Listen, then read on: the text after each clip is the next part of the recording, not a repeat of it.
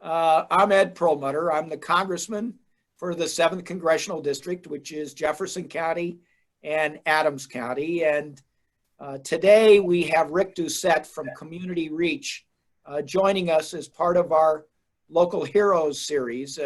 He would say he's not a local hero, but I know him and I've known him for a long time. I certainly think he is. And I think the organization that he leads, Community Reach, clearly has hundreds of local heroes that they work with and that they provide services. There are so many people as part of that organization that just help our communities every single day. And with the coronavirus, with COVID-19, that service that they provide has just risen dramatically and will continue to rise because we've seen this virus really work on people's physical health, their financial health, and certainly their emotional and mental health. So I want to just welcome Rick to our Local Heroes program and thank him for joining us and thank him for the services that he provides. And so tell us some of the things that you're doing now compared to some of the things you were doing 3 months ago. Thanks, Congressman. Like most of us, our life has really changed dramatically in the last, about 6 weeks. We have probably 2/3 of our staff are working from home and providing telehealth services to all the people that we were serving prior. We've had some very good success with telehealth because we were able to reach out into the homes and people didn't have to leave their homes.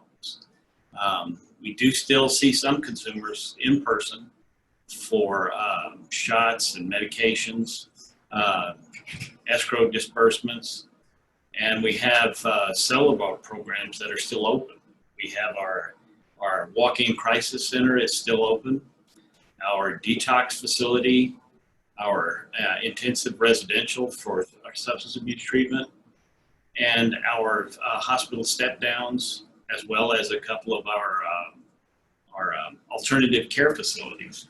And so we've never stopped providing services. We are still here. We're still 24/7. I can't say enough about my staff.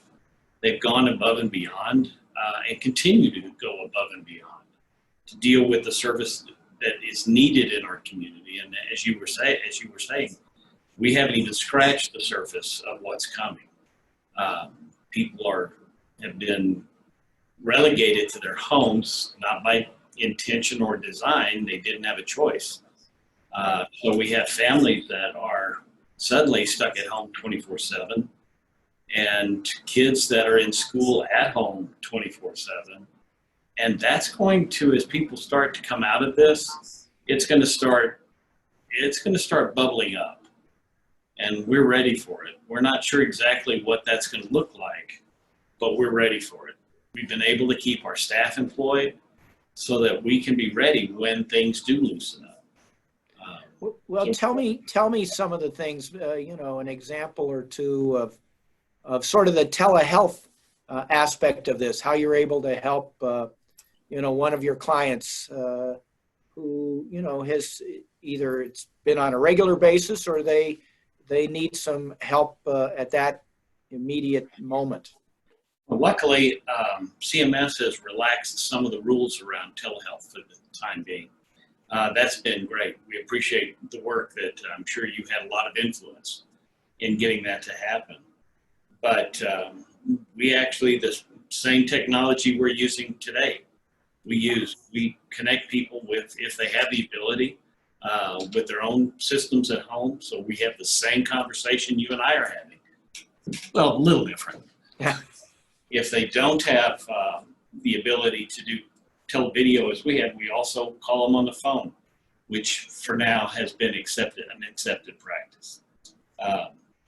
So we're reaching out and trying to get people to make sure they're okay. We check in on them a lot, not only when they have services, but just to make sure things are going well. They know we're here, they know they can get in touch with us, and that makes a big difference. It gives people a feeling that there is some normalcy still going on. We have We, one program that's a day program for people who are seriously mentally ill that still serves lunch, still has people social distancing as well as they can, because these folks without that program, they would decompensate quickly. well, I just know from, my point of view, we've been reaching out to some seniors who've helped me in my campaigns and things like that. And that outreach just is so important to folks, being part of a community. And they have felt a lot of isolation and, for good reason. We've had to try to flatten the curve and keep people's health, physical health, as safe as possible. But obviously it's taken some other tolls. So I imagine your staff, they're all about giving care to people. I mean, what have they been experiencing through this time, this difficult time? They are as affected as anybody else because of the knowing that they could be at risk, but they actively are here for our consumers. Reaching out to the older population has actually been very beneficial. It's actually been received very well. Good. But we do have a fair number of people that say, we're fine, we can wait till you're open again. They miss that human touch, that human connection, that relationship. So actually we are planning a soft opening beginning on the 18th of this month to begin having some of our outpatient offices open part of the week. So people that have wanted to be able to get out and reach out will be able to do so. It's just a part that's missing in people's lives. It really is. I mean, this is great. It's two-dimensional and it's not a relationship, but it's better than nothing. And a lot of people were not ready for this. They weren't ready to go totally digital. And there is a population that loves this and will always be into digital. But there is also a large population that miss that relationship piece. So we have to be able to do both. Well, I think Coloradans, we love our outdoors. We love to be outside. We love to be with other people. We love relationships. And, over the course of the last couple of months, that's been very difficult, except for a brief trip to the grocery store or, run over to the pharmacy or whatever it may be. So the services you guys are providing just, even though it's two-dimensional, it still provides at least a human touch for some folks who probably need it. So how do you stay in touch? Because you have a sizable staff. How do you stay in touch with them? Have you had to do something out of the ordinary?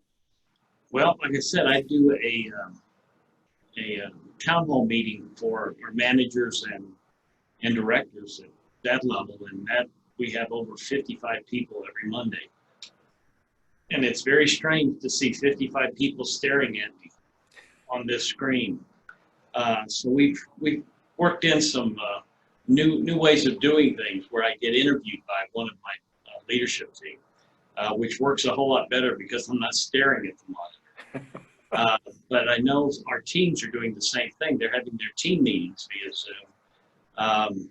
They're coming up with creative ways. At lunch the other day, we had where anybody that had a musical talent got to go online and share their musical talent for lunch.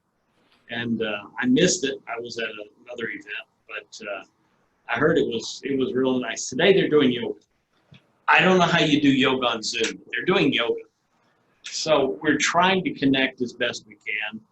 It's a little more difficult, as you can guess, with two dimensions, but it beats nothing at all. The piece that we're having to look at is now I think there'll probably be a diagnosis for Zoom stress. And it's actually what happens, because I don't know if, I'm sure you felt the same thing. There are days when I get on a meeting at 8 o'clock, and because you don't go anywhere, I go from 8 to 8 and back to back. I mean, it doesn't stop. I go out of one meeting and hit another meeting. And that's what staff are dealing with. Because they're doing telehealth from their homes, they're going from one session to the next session to the next session, just to make sure we connect with people. And it actually wears on you. So Rick, yeah, no question about it.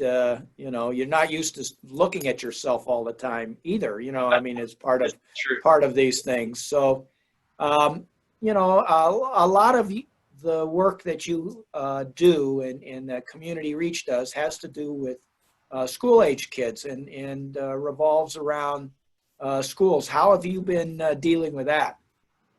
Well, because that started early. You know, when the schools let out for spring break and never came back, we started reaching out to all the kids that we were seeing in the schools. And the schools and the superintendents were very appreciative that we continued to do that. We are finding new ways to connect with people that we haven't seen before. But we also run a day treatment program. So we actually are now teaching school for those kids in our day treatment program. Yeah. Because that has to continue. I was talking to a superintendent who's basically said what they're trying to do is keep people from regressing. They don't expect they're going to pick up what they would have lost, but just not regress so that they have some place to take up next year, hopefully. Right. And so it's been tough because we were in over 100 schools. And so we're still seeing a huge number of those kids. And I suspect that once we start loosening things up, we'll see them in our sites again. We're doing groups now through televideo, which is staff have just said that the response has been huge. So good. We still get to continue providing the similar kinds of services so the kids are still connected. Well, I mean, this virus has just been, you know, very vicious thing, and it's creating sort of this gap in so many ways because we all just had to hunker down and shelter in place, and you know, now we're moving to safer at home instead of stay at home. So as we emerge, you know, we're going to see other things come across that we never really expected, because I don't think any of us expected to be wearing masks or have to stay 6 feet away or not visit with our friends the way we do or our colleagues. And so the mental health and general emotional challenges that I think all of us are going to face really have some local heroes in you and your staff. You guys need to be looking after one another too as we go through this challenge. And you know, I know that you're working above and beyond the call of duty. You people always have. And I got to tell you, we're very thankful that Community Reach is here in our community because it reaches so many folks. So I'm going to give you, Rick, kind of the last word about, you know, how we're going to get through this. And, you know, anything that you need from me or my office or my staff, you know, we'll do whatever. We'll move a mountain for you guys, because that's what you're doing every day and helping so many people. So, Rick Doucet, you've always been one of my heroes, and I'm glad I get to highlight you on this program. So, please close this little part of the series. Well, I appreciate it, Congressman. You've always been one of my heroes. I've known you longer since I've been in Denver than anybody else, I think. But two things I'd like to close with is a couple of programs we're starting this week. One is we have a warm line that we're starting up for people that can call Monday through Friday, 8 to 5, and it's going to be where you will be connected to a mental health professional if you just want to talk. It's more like if things are not going well and you just want to talk to somebody. It's not therapy, it's not treatment. It's just somebody to talk to. Good. You'll be able to call in and immediately talk to a mental health professional And then if there are, they can help provide some ideas, coping skills, and if you need further services, they can make that happen. We're also starting a program, we're calling it the COVID-19 Heroes Program, which is any healthcare professional, first responder in Adams County will receive up to 6 free treatments of any kind of service they need. We're here for them, and all they need to do is call. They'll be calling the same number as our warm line, and can connect to what, if they just need, again, if they just need to talk to somebody or they need further services, we're going to be here for them, and it'll be free of charge for those professionals, because we want to make sure that they are still able to provide the services they are out in the community, just like you were talking about with my staff. We all need each other. As they say, it takes a village. We just have a really big village right now. Yes. Well, my friend, stay healthy. We need you people badly now and as we come out of this thing. So, Rick Doucet, Community Reach, thank you for being part of our Local Heroes series. Well, stay you. healthy, buddy. I'll see you. Take care. All right. Bye-bye.